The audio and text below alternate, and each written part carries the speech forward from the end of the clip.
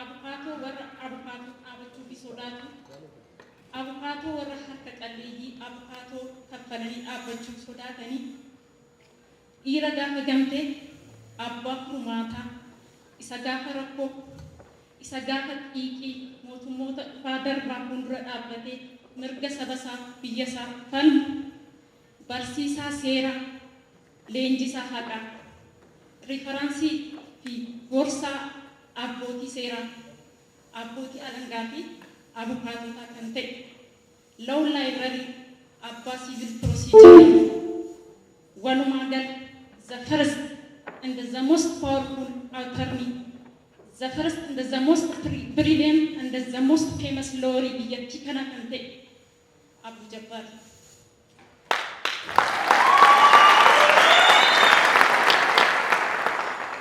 Jabboon gootawwan dhalatee akkasumas isaan fakkeenya godhataa waan guddateef goota ta'ee akkuma isaan uummata isaaniif aarsaa kaffalaa wareegaman aarsaa saba isaatiif kaffalee saba isaatiif eegamuun barbaachisu kamuu kaffaluun kaayyoo isaa ture. Umurii isaa ijoollummaa irraa ka'uun gama adda addaatiin hiree hiraarfama saba isaa dhaqqabe irraa qolachuun nama hanga gaafa wareegamutti tattaaffii godhe. Akkuma lubbuun dhiiraa biliqa gaafa baatu hin beekan jedhan san osoo saba isaatiif falmuun ifa wajjin arguuf ifaajuu lubbuun isaa saba isaatiif aarsaa taateetti. Jabbo erga deemsa keetiin miila nurraa fageeffattee har'a waggaa tokkoffaa keeti. Ta'us sakandii tokkoof ruhiin keen biraa fagaachuu hin dandeenye. Ni dhufta jennee si eegnus ati hin dhufne akkuma baateetti hafte. Gaafa kosii gubbaatti si darbanii ka'anii naaf bilbilani natti himanii waan dubbadhuun dhabe. Waan dubbadhu dhabee keessa kootii osoon wal falmu bakka ati itti gatamte qaqqabus ijji koo waan argi amanuus hubachuus hin dandeenye. Hafuura kee uumaa eessatti akka baafattee fi akkamitti akka baafatte anaaf uummata hundaaf hibboo deebi'atte taate. Garuu dhugaan kan rabbiiti nu jalaa wanti marti dhokatu iyyuu rabbi jalaa hunduu hin dhokatu. Jabbo akkamitti nutti jabaattee nu biraa deemtee yoom yeroo argattee waliin haasofne yoom waa'ee keetiif maatii keef yeroo laatte yoom ofiif jiraatta jedhee yoom si gaafadhu abshir yeroon ofiif jiraadhu fagoo miti xiqqoo naa obsi jetta ture. Abdii guddaa gara fuulduraa akka qabdu natti himaa turte. Abdii guddaa qabdu sana dadhabbii kee halkaniif guyyaa hirribaaf boqonnaa dhabdee sana maaliif otoo bu'aa isaa hin argin galata uummata kee irraa hin argatin jaljaltee deemte.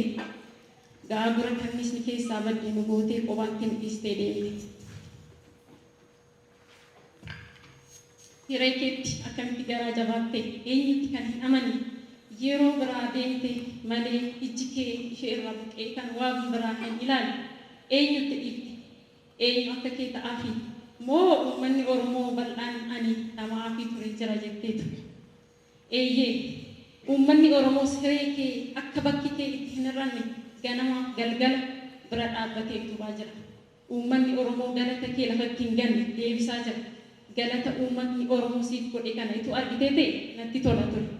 Fedha rabbiiti maal godhu uummanni Oromoo isaa galatoomu.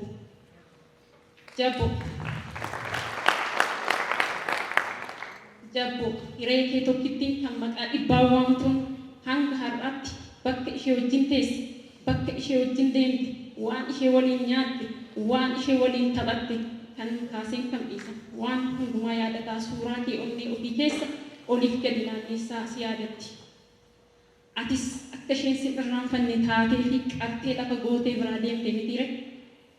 Jabbo kan si gadi si qabe garaa nutti si jabeesse waan jabaatedha.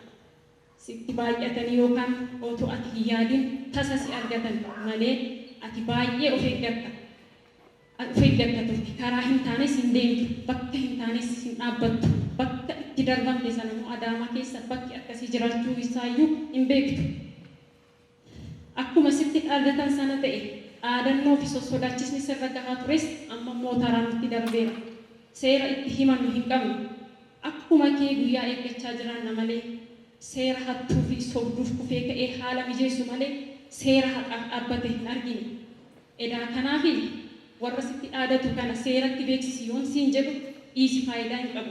Dadhabbii malee jetta ture. Dhugaa keetii nan arge. Jabbo gaarummaan kee anumaa fi hiree kee qofaaf moo uummata Oromoo maraaf ture? Fuulli ifaan kee hoo nu maatii keef qofa moo saba keef maraaf ture? Akkan akkas jedhee murteessinis sabni kee akkuma nuti kolfa kee dheebonnee argaa kee beelofne hafuura kee araarne araadaniitu. Dhiifama naaf godhi kana si gaafachuun koo ati hundumaaf birmattee aarsaa barbaachisu hundaa kaffaltee jirta. Garuu kan siif dubbatu kan siif dhaabbatee dhugaa kee barbaadu kan haqa kee himee seenaa kee jiraachisu maaliif dhabde? Akkuma Oromoon mammaaksaan boochiftuun bu'aan argattu jedhan waa'een keessa akkuma mammaaksa Oromoo kana ta'e. Garuu immoo dhugaa kee barbaaduuf kan olii gadi tattaafatu akka dhabame immoo dhugaa kee awwaaluuf ammoo olii gadi kan kaatu hin dhabamne. Maaliif itti beekna ture? Akka cheeniin koree haala mijeeftoota hanga qe'ee keenyaatti diriiree ture. Utuu janaazaan kee mana hin gahin ajanda adda addaa maatiif firoottan gidduutti uumuun akka maatiin akkaataa du'a keef eenyu akka ta'e hin barbaannee fi hin yaadne abdii fi mooraalii maatiitti taphataa turan. Maal kana qofa akka nuti dandamannee ol hin jenne waan hin dubbanneef tapha mooraalii keenya ajjeesu nama nutti dhiyaatu nurraa fageessu hanga kireeffataa mooraa keenya keessaa haala mijeessanii baasuu fi kunuunsu kan gahanis jiru. Garuu maaliif kan jedhu hanga ammaatti gaaffiidha. Garuu waan nama ajaa'ibu ofumaa dhamaan malee nuti kophaa hin hafne mooraalii keenyas hin sharafamne hinumaayyuu wanti hunduu faallaa isaan yaadan ta'e. Uummanni Oromoo tokkummaan kan fagoof kan dhiyoo kan biyya alaa illee akka waan nu bara jirutti abshiraa isin waliin jirra kophaa keessan miti nuun jechaa keessumaayyuu uummannati kan isaa baate kan yoo itti makaman miti yoo ollaa isaa ta'an iyyuu nama kabachiisu uummanni si komandoo kan fagoo jiru bilbilaan kan dhiyoo jiru immoo baha keenyaaf gala keenya hordofuun nu gargaara nutti agarsiisaa jira. Oolmaa kee hiree kees akka gaariitti siif kunuunsaa jira. Dadhabbii kees lafatti hin banne haqni kees gargaarsa rabbiitiif uummatuma kanaan akka argamu abdii guddaan qaba. Jabboon akkas jedhee amana ture. Cabni Oromoo caba kooti. Dhukkubni Oromoo dhukkuba kooti. Rakkinni Oromoo rakkina kooti. Ana rabbiin kan na uumeef beekumsaa fi humnaan qabuun uummata kana akkan tajaajilu malee uummata Oromoo uummata dhama'ee ofii dukkana keessa taa'ee na barsiisee garbicha ta'e akkan tajaajiluuf malee nama dhuunfaa garbicha akkan ta'uuf hin uumamne. Kanaaf doorsisnii fi sossodaachisni adda addaa taasifamu saba koo akka haqaa fi mirga argatu danda'u aarsaa kamuu nan kaffala. Kana gochuu irraa kan na dhowwu rabbi malee hin jiru.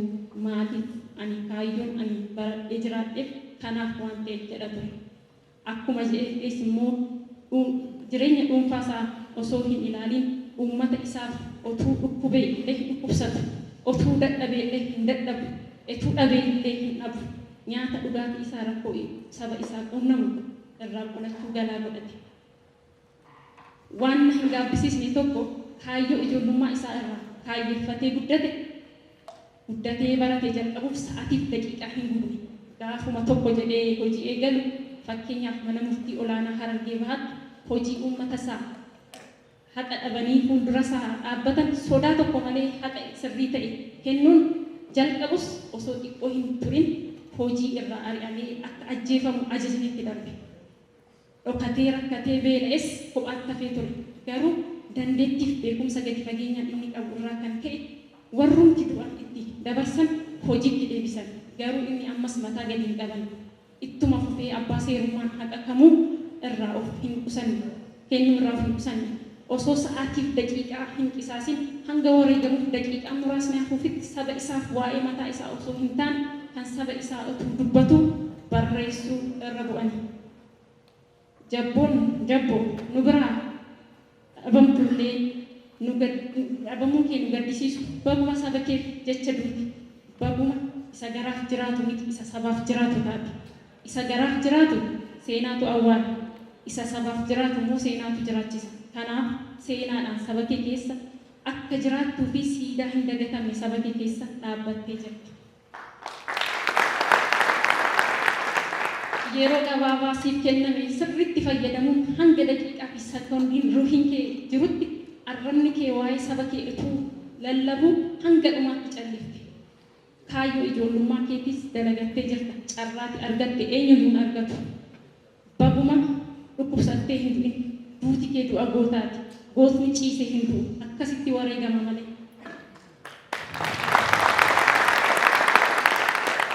Uummanni keessa akkuma ati isaaf dhama'aa turtee aarsaa of gootetti wareegama kee dhageenyaan gaddaan liqimsame.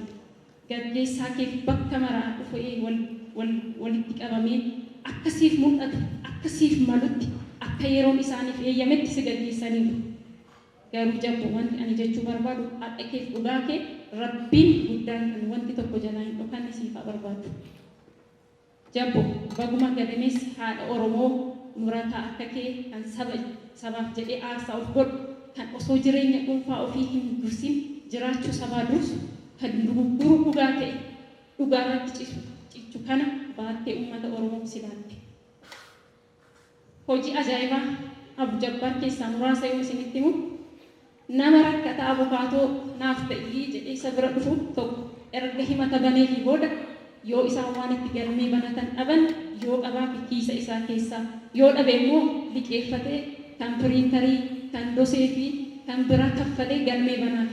Inumaayyuu kan tiraanspoortii kennee fi gaggeessaan ofiif ammoo kan taaksii dhabee hanga manaatti miilaan deemee dhufee dadhabee sa'a dheeraaf dugdaan ciisee hafuura baafataa ture. Kana kan isa gammachiisu kan qofaadha. Kanumarraan kan ka'e namoonni waan abukaatoo kaffalan dhaban Abu Jabbaar bira deemaa jedhamu. Karaa kootti illee kan ergaman hedduudha.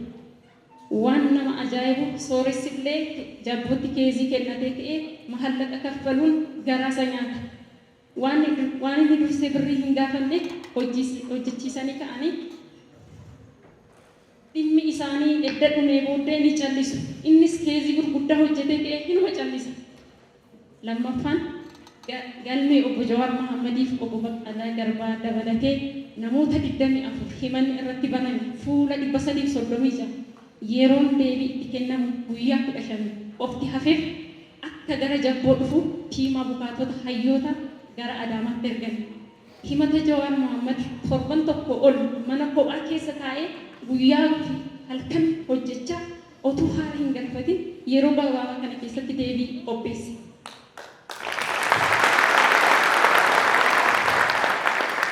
Sadaffaa uummata Oromoo sababa ajjeefamuu Hacaaluutiin dallanii haqa isaa gaafate guuramuun gara mana hidhaatti seenan guutuu Oromiyaa keessa guutummaa hanga guutuutti gargaaruu dadhabus isaan manni murtii waliigalaa murtii itti laate oliyyata isaanii fuudhuun manni murtii federaalaa ilaaluu akka qabu hojjechaa ture. Galmeewwan kana yeroo hojjetutti baasii mara kan galmee itti banamu kan deemee galmee banuuf ofii isaa baasee hojjeta ture. Galmeewwan kunis baay'een isaanii amma addaan citaniiru. Kana qofaa miti abukaatota quuqama saba isaanii iddoo jiranitti galmee dhimma manni murtii itti murteesse kan akka hojjetan qindeessee hojjechaa ture. Godina Harargee lixaa qarshii mataa isaa baasee qaamaan argamuun mana hidhaa Karchallee Ciroo hanga Karchallee Galamsootti deemee galmee namoota hidhamanii abbootii seeraa naannawaa sana jiran waliin wal quunnamuun fudhatee hojjechaa ture. Hidhamtoota Karchallee Ciroo keessaa hidhamaniis namoota 26 akka gadi lakkifaman godhee jira. Jabboon yeroo kana godhutti baasii kiisa ofii isaa keessaa baasaa dabalataan namoota konkolaataa qaban gargaarsa gaafachaa nama halkaniif guyyaa boqonnaa malee hojjechaa ture. Jabboon kana qofaa miti. Akka galmeewwan kunillee hojjetaman tiima abukaatoo hayyootaa hundaaf mootora ta'ee qindeessee hojjetaa ture. Sabboontota Oromoo yeroo rakkatanii ofii isaa utuu hin qabaatin afaan maatii irraa fuudhuun gargaaraa ture. Kan dahoo itti dhokatan dhabaniif illee dahoo barbaadee kaa'aa ture. Maarreeqa kaayyoo fiduudhaan Rabbiin jaallatu Abduu Jabbaar hojjetaa ture kun itti fufuun qabu jettu. Kaayyoo fiduudhaan bareedaan kun itti fufuu akka qabu maatiin Abduu Jabbaarii fi koreen guyyaa yaadannoo kana qopheesse mari'atee jabboon seenaan isaa jiraachuu akka qabu murteessee jira. Yoo akkas ta'e Abduu Jabbaar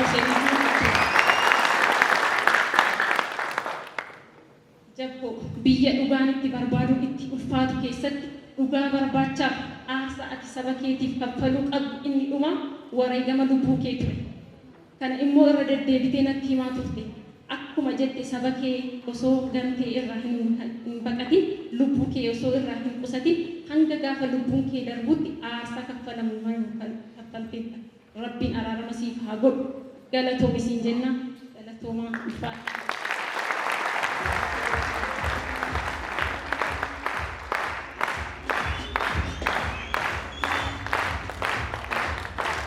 Adde Suryaa Kadir Iltaatu hamileedhaan barattuu isitti asimadhaa guddaa galatoomii ulfaadha siin jennaa. Suryaan ergaawwan jajjabaa hojii Abduu Jabbaar Huseen ibsan hedduu nuu kaasaa turte.